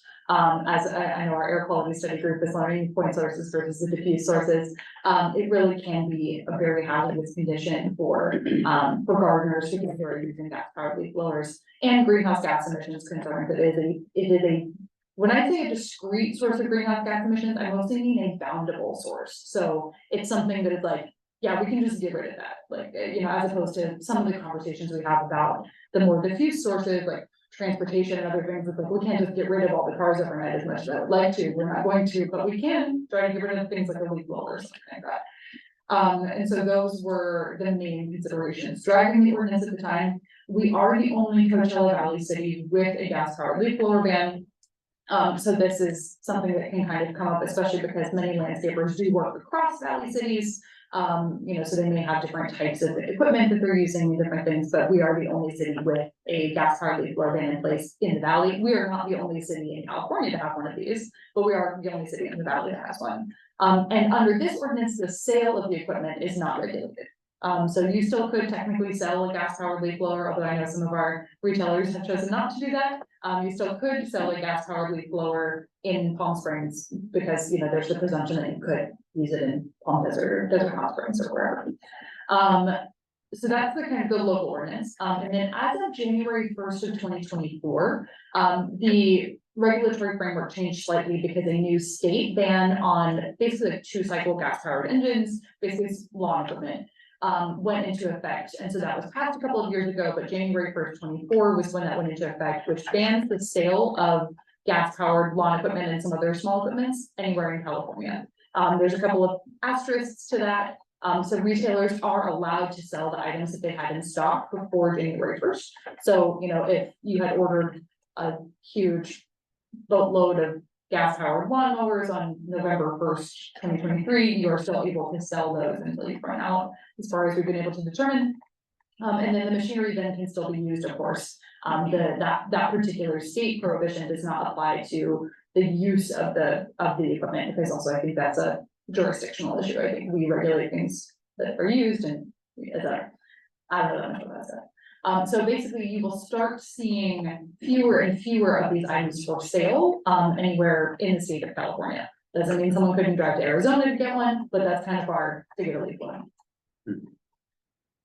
So some of the implementation actions that have been taken to date, this is just a brute force summary, and I apologize. If anybody has any questions or wants to dive deeper here, we can. I know there's also been a number of presentations made to the city council, feedback and direction that's been given on that front.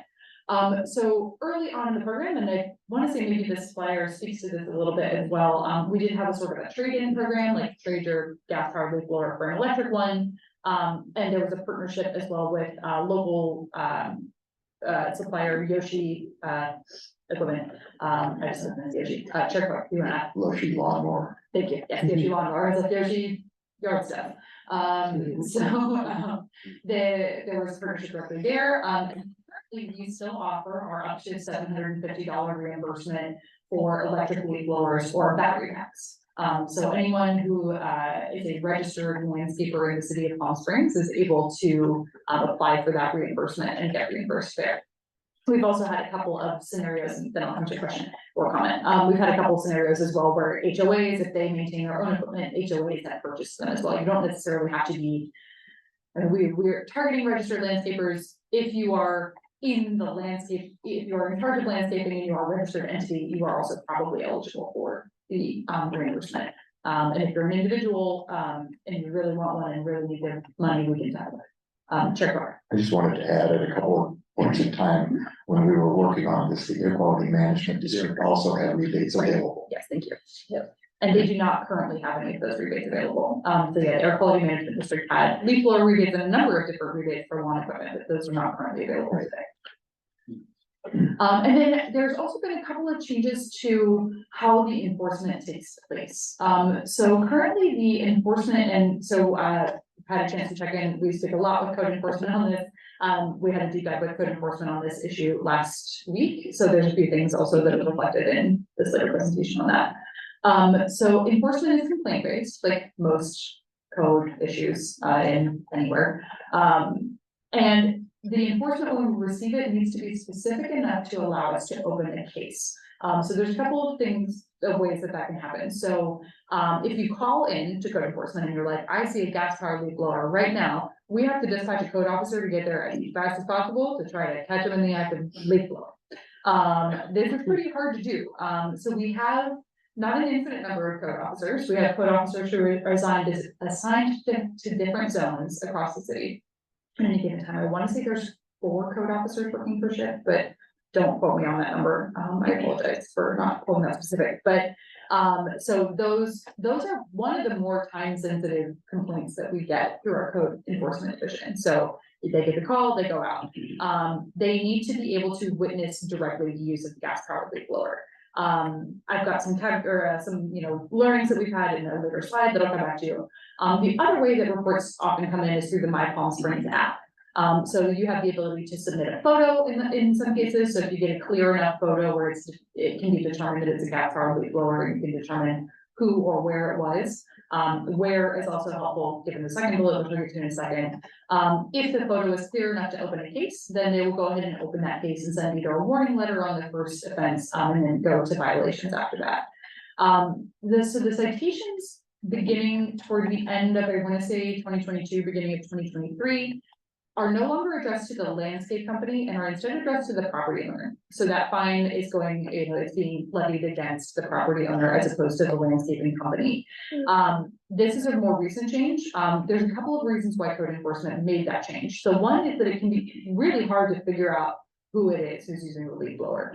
So a lot of landscape companies may not have logos on their trucks. It may be a different crew every couple of weeks, you may not necessarily be able to tell who it is specifically, and you could get there and say, who are you, so I can write you a ticket, and then just not say, like, you don't have to say who it is. And so it became difficult in some cases to identify the sources of the leaf blower usage. However, we do know what property it is that the gas powered leaf blowing is happening on, so that's why when I said if a photo that's submitted is clear enough to show a gas powered leaf blower in a specific location, then a warning letter or a violation can go to a property owner that way. And so the thought there is that with that more specific leverage point to the property owner, that then allows the property owner to take action and either pass the cost of that fine on to the landscaper who earned the fine, or to make a different choice of who to work with, or allows them to kind of be a little bit more the leverage point in us doing that enforcement. So it has made it easier for us to be able to issue those enforcements as opposed to before, where we're kind of just chasing ghosts in some cases with the gas powered leaf blowers. So that's the change that has been in effect for about a year and a half. So I'm gonna talk a little bit about 2023, or basically April 2023 to April 2024. So 663 complaints were logged over the past year, and so that is, I would say, most of the complaints. Some of the complaints that come in by phone that can't be substantiated may not be represented in this number, but these are any of the complaints that were like tracked through code compliance. So it's anything that came through the app, and then anything that was then gone through and acted upon and violations were issued.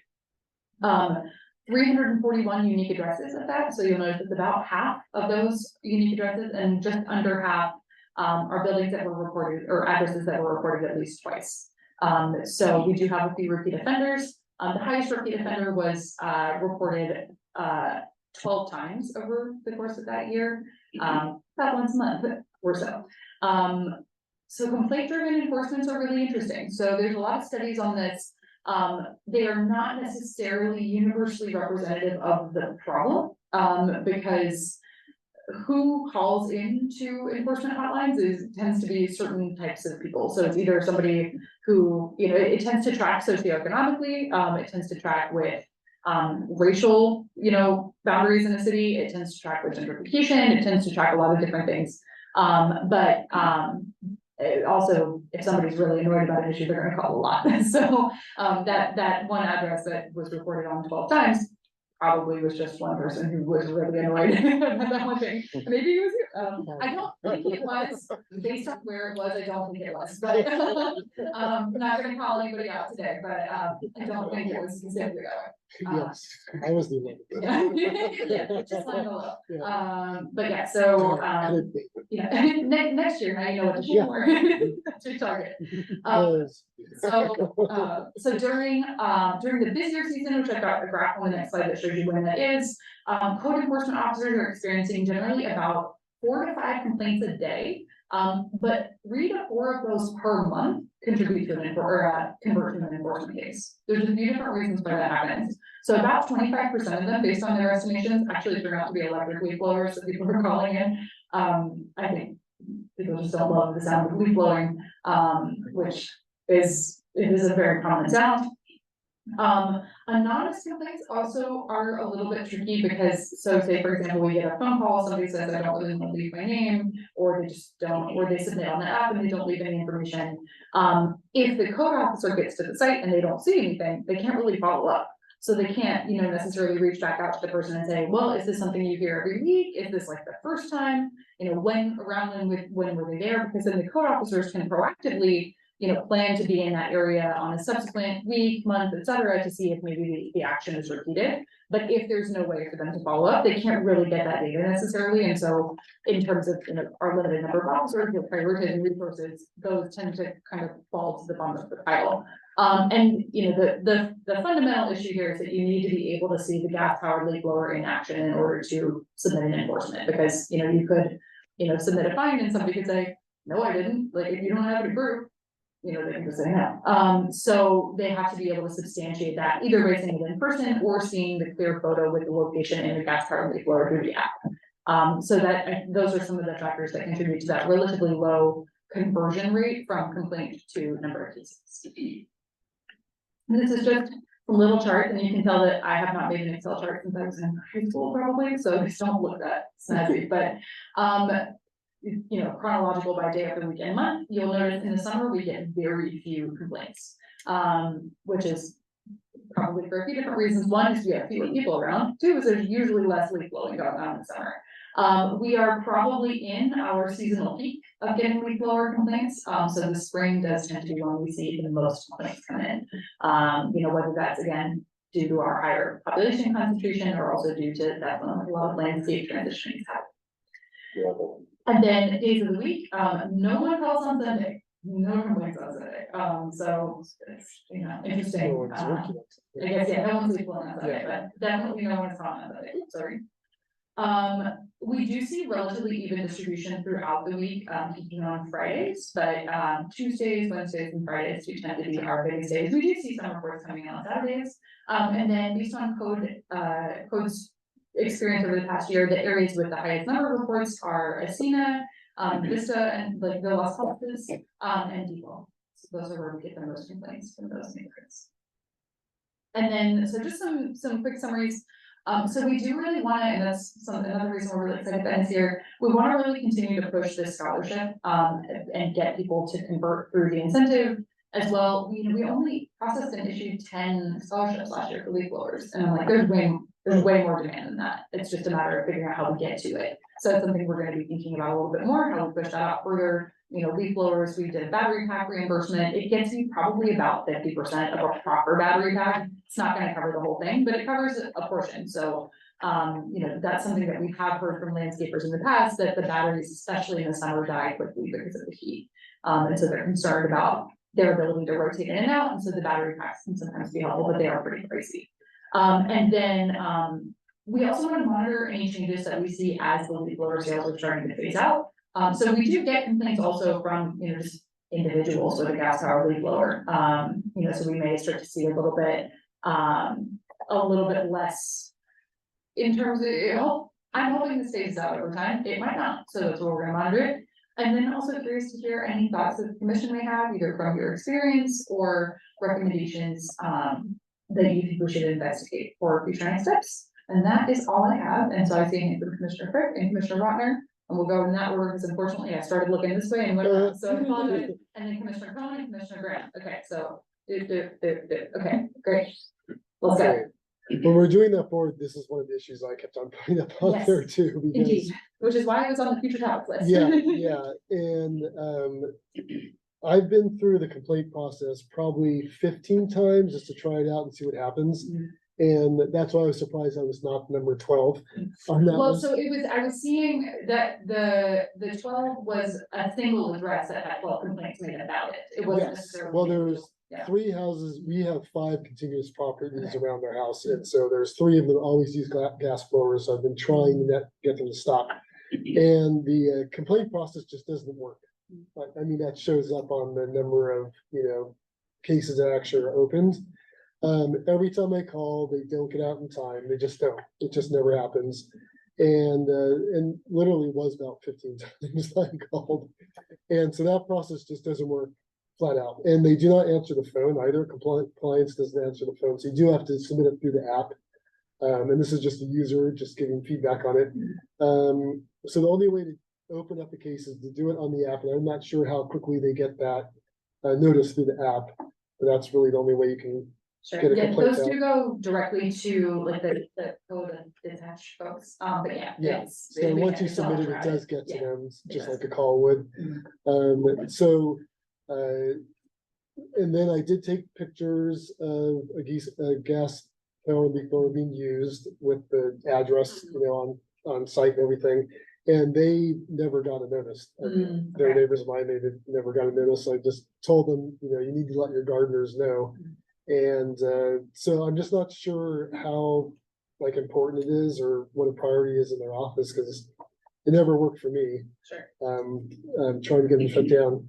And the reason why I started coming after them is because I didn't even know that ordinance was really in effect anymore, because everybody was using gas powered leaf blowers in our neighborhood, which is Sunrise Park.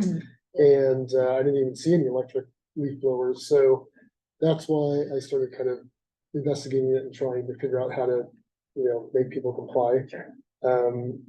I mean, it's so widespread.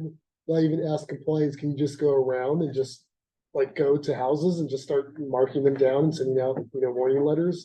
Because in Sunrise Park, almost everyone's using gas powered leaf blowers still. I just thought maybe proactively they could spend, an hour one day just driving around. They could find, 20 houses that they can just give notices to. And I don't think homeowners know at all that they're responsible for gardeners using electric leaf blowers. All my friends, everyone I've talked to go, really, it's the homeowner that's responsible? Shouldn't it be a landscape company? Maybe they just don't understand that concept even. Okay. Yeah, it's a relatively new So- change, so that's something we can use. Mhm. So that's something that homeowners don't know at all. And then,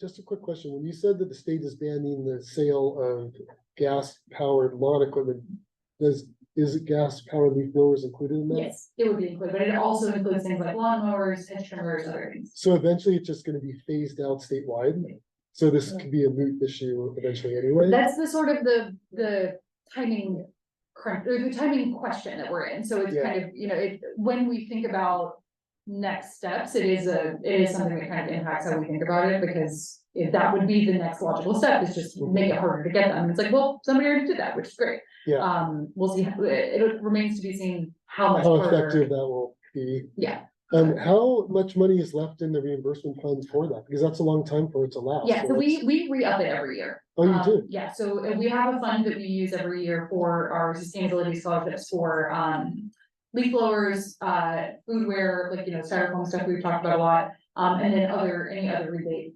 sort of reimbursements that we wanna do. So how many reimbursements can be given each year then? We can probably give, do math, sorry, we could give 1,500. So probably, think, did I do math right? Yes. Right, yeah, something like that. Yeah. So you can give out We can give a lot, 1,500 reimbursements, probably. and we're giving out like 10 right Yeah. now? Do gardeners need to apply for a business license or They something? do, so they do need to have a business license in order to receive the rebate from us, so the business license, I think sometimes is an issue, but I think there's still a lot of business license gardeners who are not getting the reimbursement yet. But they do have to have this. I was just thinking if they're all getting business licenses, that time you can let them know about the reimbursement and Yeah. hopefully have them do that. And so that's something that we've also talked about a little bit internally, just making sure we're cross-checking that process. I believe they are giving that information at that time, but we want to cross-check and make sure, because, staff turnover and different things, so we want to make sure that that's still happening.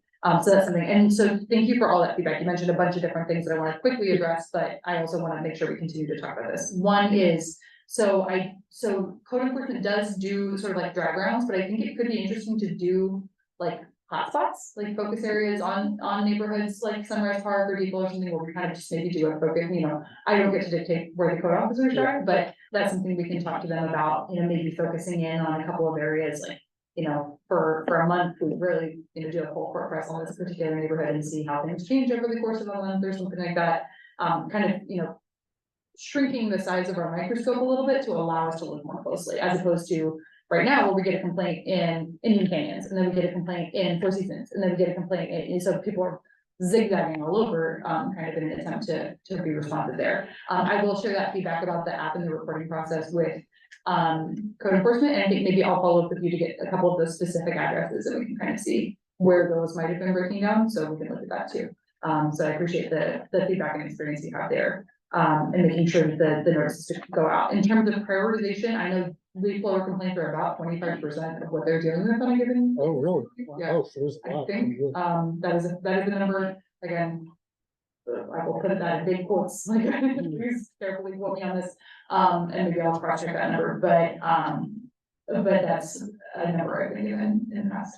So that's a lot of resources being used and not a lot of like Not a lot of results. conversion, yeah, so it's kind of, so that's another issue that we're thinking about, is like, how do we help code enforcement, like convert on some of those, I think, more efficiently, or like, how do we help that time that's being used be of higher value to their enforcement activities? I mean, it's almost like just take that 25% of time and just drive around.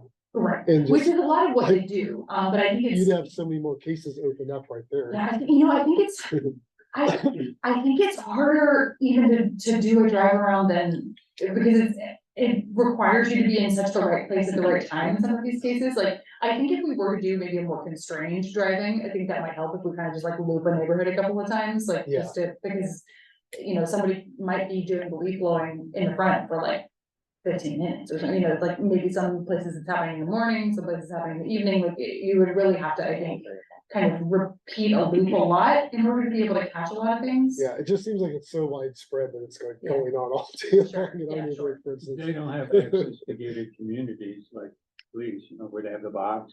I don't. That I think don't know, Because if it's going on in a gated community, they can't get in anyway. I would need to check on that. Did you have a? I can answer part of that. Sure, okay, yeah, They will often get a hold of somebody within that community and see if they can work with them. I've actually spoken to a couple of code officers. They are trying, and they know that we're actually sitting and talking about this, so they are doing that. They're reaching out themselves to those HOAs in order to get access to figure it out. It's a lot of legwork though. yeah, but that's an additional step that Yeah. would need to kind of happen so they could do that targeted. Right. Just as a time check, we're approaching 2 hours, and we still have a few people who have comments on leaf Sure, blowers. I apologize, yeah. Okay, so Move we've through got those. Commissioner Rotner and Commissioner Khan next.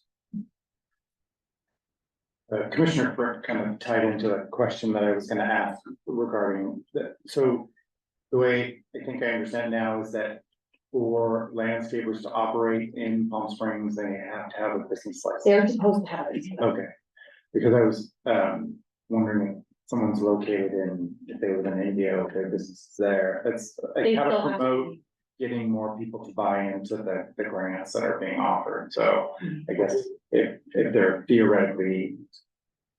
So if you don't have a license, get a license, so you can get, I don't know, a business license. Is nominal, I'm sure, in terms of cost, but if you get a grant, then, and I think now that we have a master of social media. Pushing that out, I think is a great. Yeah, for sure. Thank you. Commissioner Khan? I'll just hook up with Mike and, because, my street that, my neighbors across the street and, on both sides, we all have gardeners who use, power, electric power. But it's the ones that are, rentals that, are primarily the offenders, I think, because the owner is never present to even hear about it. So Yeah. I'll talk to my commissioner. Yeah, that's a great point, if we're enforcing a property owner who's either a faceless entity or not here, like, how much is that gonna do? Commissioner Grant? Yes, back in 2019, there was the major retailer you're talking about, did actually move forward and also with 2020 saw what the state was going to do and said, oh, this is inevitable, we're gonna have to get on board. Ace Hardware, Palm Springs, of course. That's why we sold out all of our gas blowers in 2021, I think it was. And just this last year, February, now I behoove everybody, go into that hardware store where I work and look, we actually have all the leaf blowers, all the lawn mowers, we don't normally carry lawn mowers, they are coming in and looking at them. They are coming in at leaf blowers. We're sending them to the city sustainability website to actually go and apply for these. There are people out there, they're interested. We didn't think they would be all that much because a lot of our, I wanna say our guys, wrong companies. Aren't here in Palm Springs. Sure. They're over in other parts of the valley. Surprisingly enough, they're actually coming in and they're asking. So if the homeowners also have that education and we as business people on this commission go and feed out that information, it's there. Even though that the other retailers are still carrying the gas blowers, the ones down in the Springs, they're still doing it. Ace Hardware is not, and I'm glad we actually did this. So, like I said, we're sending that information out. There are about 5 or 6 of the associates we have in the store that are trained on how loud it is. We're working with people. We know that some of them are really loud. That's them demonstrating them right in the stores, so they can actually see that. It's really interesting. It's happening, and we didn't think it would. It's great. Thanks for providing that feedback on kind of where you're seeing the trends going. It's moving very slowly, but we spent a lot of money and a whole division of the store, all batteries. The batteries have actually gotten way better. I've had used Egos around the store, and the Ego now that I have a new one, I'm like, oh, this is great, but it is loud. That's where you're gonna get a lot of your noise ordinance stuff from, so. Thanks. Any other questions or comments? Okay, thanks everyone for the discussion. We will keep talking about this. And actually, I'd like to ask a question about that. There were some comments about getting more information from code compliance. So is this something that we could follow up on next month? Next month? Yes, we'll try. Okay, I can't think beyond, April 27th right now, but, yes, theoretically. well, we do have 5 weeks That's true. until the next meeting rather than 4. And I have some thoughts that I'd like to discuss about that. Thank you. So moving on to old business, the first item there is foodware ordinance, and I believe there'll probably be a short update on that. Indeed, very short. So, so commissioners in Scour meeting heard about this a little bit already. So we talked a little bit at, one of our previous meetings about our intent to bring expansion to the food ordinance to the council. We are still doing that, but not next week. In many ways, thank God, but soon, because we are actually commissioning one of the consultants who helped us do outreach for the first round of the food ordinance to come back and do a sort of 2 years later study. So to visit some of the restaurants that they worked with, visit a few different people around the city and see how it's going. Who's still, who feels like they're following the trajectory they set out at the beginning, who has gone back to using non-compliant products, and seeing where the ordinance is working well, where there might be particular issues in achieving the ordinance, because if we're gonna bring a change to the language, if there's any cleanups we need to do or any alterations, we should do it all at the same time. So that's still coming probably before the summer break. So that's a study that we'll be working on in May. Any questions? Thank you. And the next item is Earth Day month. I think we probably covered We all of that. We're done. And the final item under old business is the 1 PS picnic upgrade. Yes, and so I can also be fairly brief on this, and I would love to hear from our commissioners as well. So we had a really good in-depth discussion at our meeting about how the picnic went. And so we had a number of commissioners, so thank you to all of you who came and helped us to monitor the waste and see what was going on at the 1 PS picnic. So we had a number of commissioners stationed at our different waste stations, observing how the waste flows were going, understanding what might need to be changed, and helping people as they navigated the waste. So there are a few key observations I wanted to share that rose to the top from that conversation and a couple of next steps. So one observation, the signage did appear to help. So we had more detailed signs. The signage was particularly effective if we kind of went from a smallest amount to biggest amount, and by which I mean have on the left, the thing that you have to do the most sorting for, and the thing on the right, the thing you do the least sorting for. So like maybe the food waste goes on the left, then recycling in the middle, and then trash at the end, because you don't necessarily want to be going to trash first and then coming back and you're like, oh, wait, I was supposed to do food. So making sure we have kind of a logical sequence and a flow. Another thing that I know, Commissioner Forster and a number of other commissioners noted, there's nowhere to set stuff down to sort. So when you got to the bins, you kind of had a handful of stuff and you're like, oh no. So in some cases, people were just handing me their trash piles and I was helping, I was at the table. So having, some like little things like that. And then another observation that we had, especially toward the end of the event, when we did sort of a survey around, was that in places where there was a trash, a recycling, and then even in some cases a food waste, but at minimum a trash and recycling next to each other, people were getting recycling pretty much right, especially with bottles and cans. If that was the thing that was presented to them as the option, they could pretty much figure out bottles and cans. So, focusing on the things that are relatively obvious is something, is sort of the next step recommendation, is like, make sure we're getting maximum diversion of the obvious stuff. It gets harder when you get into things that are a little less obvious. So, for example, a paper sandwich wrapper, is that compostable or not? Like, I think we had different commissioners who had different interpretations, myself included, of whether that was compostable or not. So, where we get into the complicated stuff, we know we have more education and more training to do, but the easy stuff, like, let's make sure we max out that easy stuff.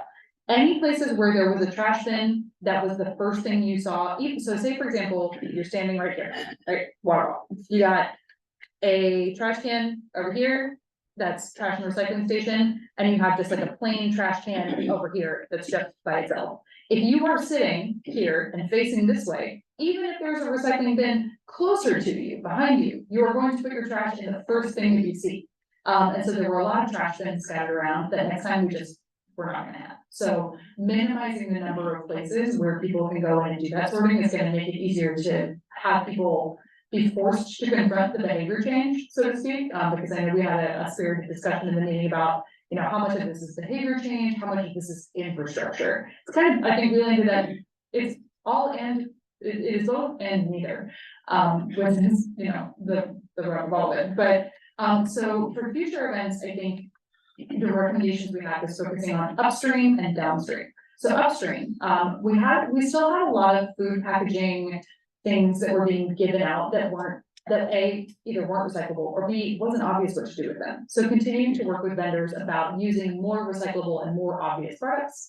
The downstream being looking at those bins, those sorting opportunities, making sure that it's almost impossible to make the wrong choice. So like have every, maybe it needs to have fewer waste stations, but each of those waste stations should have the ability to clearly follow and get as close as possible to that recycling ideal. Focusing in on those high value, easy to separate things, making sure it's really easy for people to do that.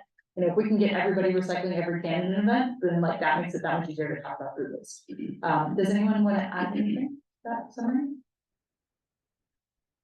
The only thing that I'd like to add is, I thought that was a really good experiment, but one of the reasons that we did it was to learn things that we can apply to other special events, regular events like Village Fest, containers downtown, containers in the park. So this was a really good learning experience that we can use to try to improve the proper use of containers around the city. I think you summarized it well. That's similar to what I put in my notes. And I'm not sure that you've read them, so. Yeah. But I have. But the only thing I would say is I would advocate increasing the amount of messaging as you're picking items up, to think about what you're going to do with them down the road. Because that's where, a lot of people are getting up with no notion of. You have to know to separate your sandwich from the rest of your trash while you're sitting there eating your sandwich. And we need to increase that message. Yeah, no, that's a great point, because, often people, when they're getting up from a picnic, they're trying to pack their trash down as small as possible. That's right. But then you get to the bin, you're like, oh no, like I've had that situation where I've been on an airplane and you don't know that airplane recycles. So, you put all your little stuff because you want to be nice to the flight attendant, but then they get there and they're having to separate and you're like, oh no. So yeah, some of that upfront messaging, I think is great. It does seem that the whole issue of food contaminated paper is getting more confusing. It's very confusing, and I actually find that to be confusing in general when we're talking about Right. this. People are really confused about what paper can go in the compost. A lot of it is the answer. If it's not coated, it can probably go in the compost. But yes, food coated paper, food contaminated paper, I agree, is a confusing spot. Kathy and I were at a lunch together, where there was a good sized conversation about milk containers, Yes. paper milk. We're already over time, we're not gonna further today. Any other questions or comments or any more feedback? No. Great, thanks. Thank you. So the final item on the agenda is commissioner comments and upcoming agenda, so we'll quickly go around the table. And if anybody has any additional comments to make in 2 minutes or less, or 30 seconds or less, looking at the clock now, whatever it takes, we'll do that. And the one main item for the upcoming agenda is that we will have a speaker from the Inland Regional Energy Network presentation, giving a presentation at our May meeting. That was scheduled for earlier this year and it was canceled at the time, so that will take place in the May meeting. So Commissioner Frick, anything? Commissioner Rothman? I've got one thing, I'm gonna need a little bit of help from you to just get my email sorted. I've started talking to the Palm Springs Unified School District with regards to looking at ways that we could reduce a lot of the sort of waste and cost that they'd have creating, basically dealing with all their students' food. But just starting to find out figures, because there's something like 21,000 students that they feed every day. So I'm starting to look into some things that might be useful for that, but obviously I want to use my government email, so I'm not just some random person. But I've got the names of some of the buyers, purchasers, and directors for the local areas, so I want to start checking that. Thank you. Commissioner Alexander. I have nothing. Commissioner Cohen. No. Commissioner Barrett. Reinforcing what he just said, I've been working at myself for the past 2 months, and there's a lot of work they need to do on reducing how they're wasting. It's the same sort of issues. Thank you. I wasn't gonna have a comment, but I do now. I've been working closely with Liz at Palm Springs Disposal. And she has been a huge asset to I want to say South Palm Springs. To different projects I've worked on with the retailers down there and not only educating me, but educating the retailers, talking to people. They have been doing a lot of outreach and also bringing some of their crew specifically out. And if those people actually ask questions to them, they will give you as much information as possible. Reach out to Liz. I'll harass you for that stuff. She can get it for you. I'll harass you for that stuff. And I I'm just like- appreciate the asking, because I wanted to give a shout out to her. They did well for me. Thank you. Thank you. Well, Liz participates in the scholar meetings and perhaps some of these comments we can take further in the scholar meeting in the future as well. So if there are no other comments or questions, our next meeting is scheduled for May 21st at 5:30 p.m. And is there a motion to adjourn? So moved. Second? Second. All in favor, say aye. Aye. Meeting is adjourned. Thank you.